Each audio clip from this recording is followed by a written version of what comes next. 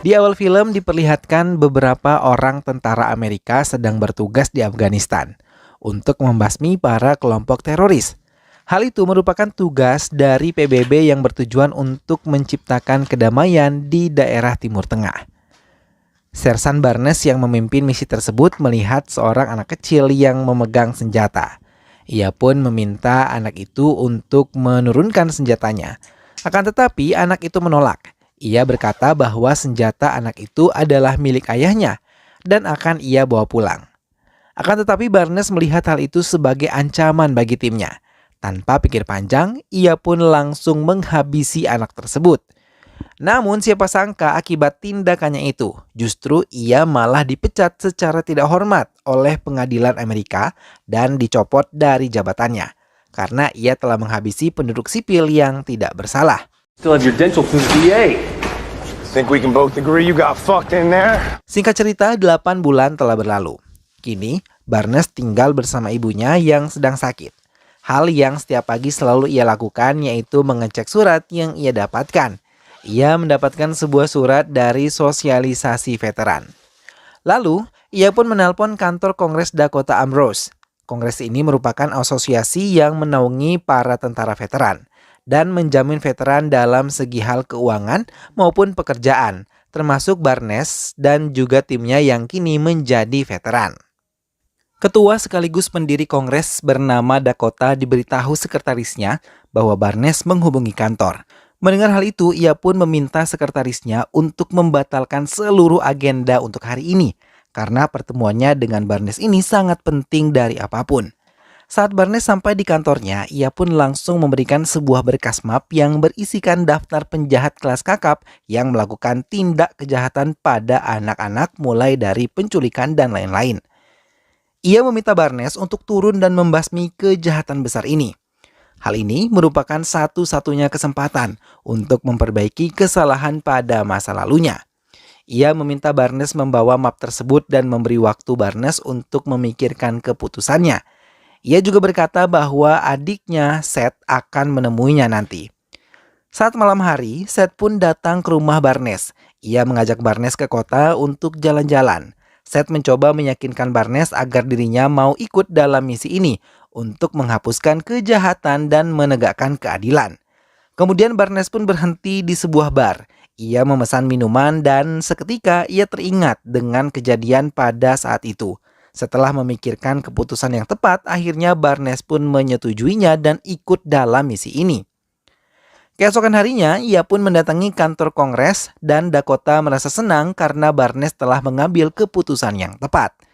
Ia berkata bahwa ia tidak perlu menjelaskan apapun, karena Barnes pasti tahu apa yang harus ia lakukan. Dan misi pun dimulai. Let's get to work. Dalam misi pertamanya, dengan mudah ia berhasil menghabisi penjahat pencabulan anak yang bernama Patrick Moira. Misi berikutnya yaitu seorang penjahat yang bernama Martin yang merupakan seorang tukang bengkel dan Barnes berpura-pura ingin memperbaiki mobilnya. Akan tetapi Martin menyadari hal tersebut. Ia kemudian segera mengambil senjatanya dan berhasil menembak tangan Barnes. Pada akhirnya Barnes pun berhasil menghabisi si Martin. Setelah menyelesaikan misinya, ia pun datang kembali ke kantor untuk menemui Dakota dan juga Seth.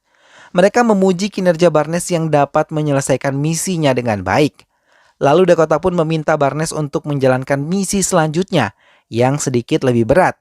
Ia ingin Barnes menggali informasi-informasi lebih dalam lagi untuk kasus ini.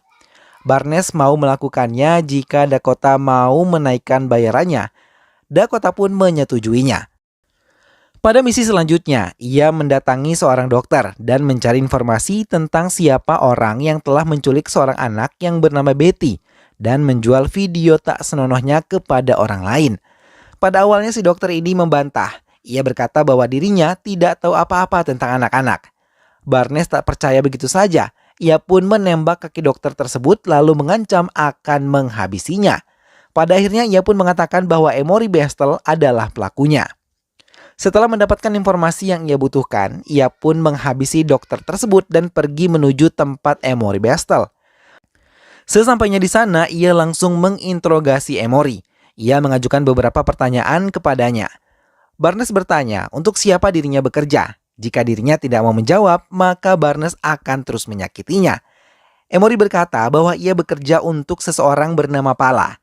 Ia menjalankan operasi penting untuk orang-orang yang berperan penting di restorannya. Ia juga meminta agar Barnes jangan menghabisi dirinya karena ia hanyalah seorang kurir dan mendapatkan upah setiap bulannya dari grup Ambrose.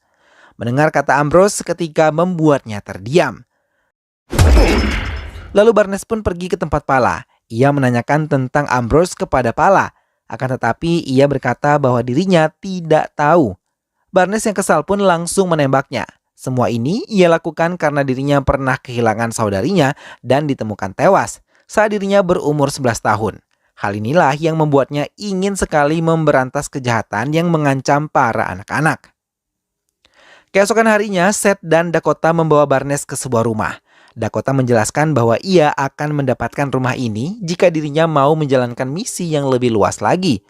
Untuk kelancaran misinya, Dakota meminta Barnes untuk merekrut Jeff Douglas, si spesialis penembak jitu, teman satu timnya pada saat di Afghanistan. Barnes merasa senang karena dirinya akan bertugas dengan kawan lamanya.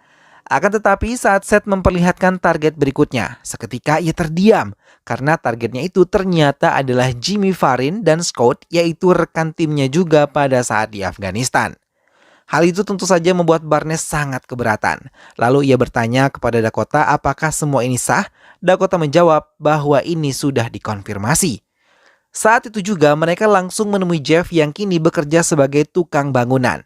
Barnes meminta Jeff untuk bergabung bersamanya dalam sebuah misi dan meminta Jeff untuk datang ke rumahnya nanti malam. Malam pun tiba. Jeff datang ke rumah Barnes. Barnes memberikan sebuah senjata kepada Jeff lalu ia berkata bahwa targetnya adalah Jimmy dan juga Scott. Seketika Jeff terkejut mendengar hal itu. Barnes kemudian menjelaskan semuanya kepada Jeff. Keesokan harinya Jeff pun datang ke sebuah bukit samping rumah Scott. Di sana ia bersiap untuk menyerang Scott meski terjadi sebuah halangan kecil, namun akhirnya ia pun berhasil menghabisi Scott dengan sangat rapi.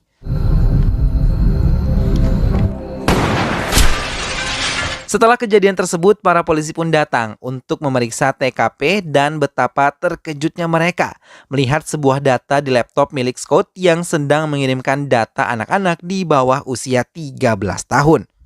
Mereka pun segera meminta bantuan kepada tim ahli IT untuk menyelidiki data tersebut. Sementara itu, Barnes pun mendatangi kantor Dakota untuk mengambil imbalan dari misi yang telah ia selesaikan. Dan ia pun pulang kembali ke rumah. Saat sedang makan siang bersama sang ibu, terlihat Barnes yang sedang memegang sebuah buku. Lalu ibunya bertanya dari mana ia mendapatkan buku tersebut. Ternyata isi dari buku tersebut adalah album foto-foto dari saudarinya Barnes yang hilang, diculik, dan dihabisi.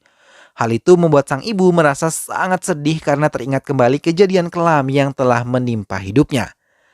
Sementara itu, setelah Dakota beserta istri dan juga Seth menghadiri pemakaman Scott, mereka dihampiri oleh agen FBI yang bernama Reynolds dan rekannya bernama Danny. Mereka memberikan beberapa pertanyaan kepada Dakota untuk membantunya dalam menyelidiki kasus kematian veteran Scott. Setelah kejadian itu, Dakota menghadiri sebuah acara.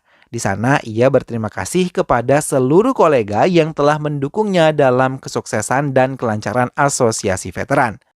Thank you for your continued support. Sementara itu, Seth pun datang ke rumah Barnes untuk memberikan sebuah ponsel kepada Barnes. Ia juga meminta Barnes untuk bersembunyi beberapa waktu.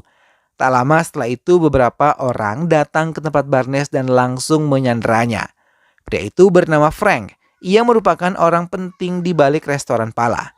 Ia menghajar Barnes dan menginterogasinya. Frank bertanya untuk siapa Barnes bekerja dan siapa yang memerintahkan dirinya untuk menghabisi Pala. Karena hal itu membuat bisnis Frank rugi besar. Akan tetapi Barnes memilih untuk menutup mulutnya. Namun anak buah Frank terus menghajar Barnes agar dirinya mau bicara. Barnes yang kesakitan pun akhirnya terpaksa memberitahu Frank tentang pembunuhan itu kepada Frank. Lalu Dakota pun datang menemui Frank. Ia meminta Frank untuk menyerahkan Barnes kepadanya. Ia akan membayar 30% dari total kerugian dari bisnisnya. Ia pun membawa Barnes pergi dari tempat tersebut. Keesokan harinya, Dakota dikejutkan dengan kehadiran Barnes yang datang ke rumahnya. Ia bertanya bagaimana ia bisa tahu tentang rumahnya, sedangkan rumahnya ini tidak ada di map. Namun hal ini mudah saja bagi Barnes karena dia juga bukan orang yang bodoh. Ia sangat marah kepada Dakota karena dirinya kini ia juga beserta ibunya dalam keadaan bahaya. Dakota meminta maaf kepada Barnes karena ini semua adalah salahnya. Ia berjanji akan memberikan apapun yang Barnes inginkan. Namun bukan itu yang Barnes butuhkan saat ini. Lalu ia menanyakan tentang grup Ambrose kepada Dakota. Kenapa grup Ambrose memberikan uang setiap bulannya kepada perusahaan yang menyewakan ruang server? Lalu Dakota pun menceritakan semuanya kepada Barnes. Ia berkata bahwa ayahnya lah alasan mengapa ia melakukan semua ini. Ayahnya adalah seorang penjudi yang jahat, pemabuk, dan pecandu pornografi anak. Dan hal-hal tersebutlah yang menjadi sarana bagi dirinya untuk mendapatkan uang. Ia memiliki grup yang bernama Grup Ambrose. Sejak Dakota kecil, ayahnya selalu mencoba merekrut dirinya. Akan tetapi saudari dari Dakota menyelamatkan dirinya. Namun, mereka malah menghabisi saudarinya dan ayahnya mati karena penyakit kanker yang dideritanya. Begitu juga dengan saudari dari Barnes yang diculik bersamaan dengan saudari dari Dakota. Ia tidak pernah menceritakan hal itu kepadanya, karena jika dirinya memberitahu tentang saudarinya, maka akan membuat hidup Barnes semakin kacau. Dan itulah yang Dakota rasakan. Seketika Barnes pun terdiam dan pergi ke makam saudarinya. Ia berjanji bahwa dirinya akan membalaskan dendamnya kepada orang yang telah menculik dan menghabisinya. Tak lama setelah itu, ia dihampiri seorang wanita yang bernama Virginia. Ia merupakan rekan kerja Dakota. Ia memberikan map berisikan nama para pemimpin sindikat yang selama ini mereka cari, yaitu Gordon dan Bruno Argenta. Ia juga berkata bahwa ini bukan soal balas dendam, melainkan lebih dari itu. Ini semua tentang keadilan. Singkat cerita, Barnes bersama Dakota dan Seth berkumpul di kantor. Mereka memulai membuat strategi dan menyusun rencana untuk menghabisi para kepala sindikat. Big badass criminal mastermind, look at you. Rip their fucking hearts out for me. Sementara itu, Gordon dan Bruno sedang sibuk mengurusi bisnis haram mereka. Di sisi lain, Seth bersama Barnes dan juga Jeff mulai mempersiapkan persenjataan mereka dan bersiap menghabisi para bos mafia. Just don't point that thing at me. Misi pun dimulai. Tanpa mereka ketahui, Danny sudah mengikuti pergerakan sejak awal dan ia pun mengikuti mereka. Satu persatu, Barnes and the Gang menghabisi para anak buah mafia tersebut.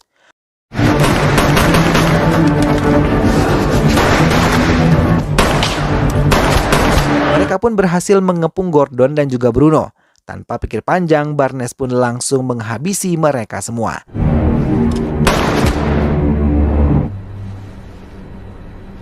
Sementara itu, Danny merekam kejadian tersebut. Keesokan harinya, Dakota menemukan sebuah amplop coklat di mobilnya, dan amplop itu berisikan foto putrinya.